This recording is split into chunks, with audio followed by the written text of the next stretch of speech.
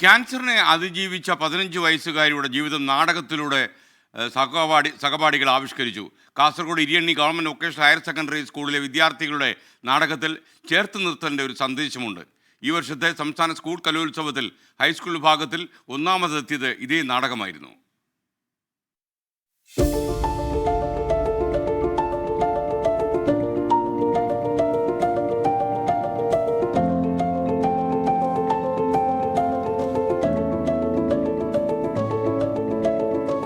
പത്താം ക്ലാസ്സുകാരി ശ്രുതിയുടെ അതിജീവനം ഇന്നൊരു നിറമുള്ള കാഴ്ചയാണ്.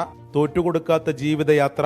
മലബാർ ക്യാൻസർ സെന്ററിൽ നിന്ന് നേർത്ത പുഞ്ചിരിയോടെ ശ്രുതി മടങ്ങിയെത്തിയപ്പോൾ കൂട്ടുകാർ ആ കരുത്ത് സമൂഹത്തോട് വിളിച്ചു പറഞ്ഞു. മഹാരോഗായ ക്യാൻസറിനെ അതിജീവിക്കാൻ നമ്മൾ കുട്ടികള് അഥവാ മനുഷ്യർക്ക് പറ്റും. പക്ഷേ നമ്മുടെ നാടിനെ ബാധിച്ച ക്യാൻസറിനെ അതിജീവിക്കാൻ പറ്റിയില്ലാതെ വരും. ചേട്ടോയ്, അതിജീവിക്കാൻ പറ്റാത്തതിനെ അടുപ്പിക്കരുത്, അടുപ്പിക്കരുത്.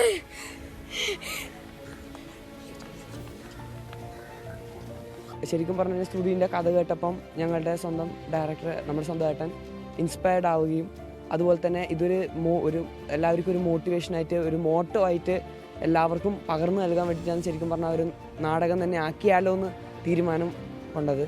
കുട്ടി ജീവിതത്തിലേക്ക് തിരിച്ചു വന്നതും മുടി കൊഴിഞ്ഞു പോയതും അവരുടെ ഐക്യദാർഢ്യം പ്രകടിപ്പിച്ചുകൊണ്ടൊരു മാനസികമായ ഐക്യം ഈ നാടകത്തിലൂടെ കുട്ടികൾ നടത്തുകയാണ്. അവർ മുടിയൊക്കെ മുറിച്ച് നാടകത്തിലെ ഈ സന്ദേശം നൽകുകയാണ്. തൻ്റെ ജീവിതം ആരുടെയെങ്കിലും അതിജീവനത്തിന് കരുത്തു പകരട്ടെ എന്ന് ശ്രുതി ആഗ്രഹിക്കുന്നു.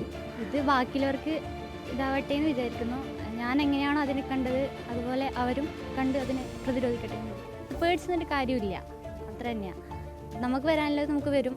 അതിനെ പേടിച്ച് നിന്നാൽ അത് നേരാവൂല. അതിന് പറ്റുന്നത്ര നമ്മളെ കൊണ്ട് പരമാവധി പ്രതിരോധിക്കാം.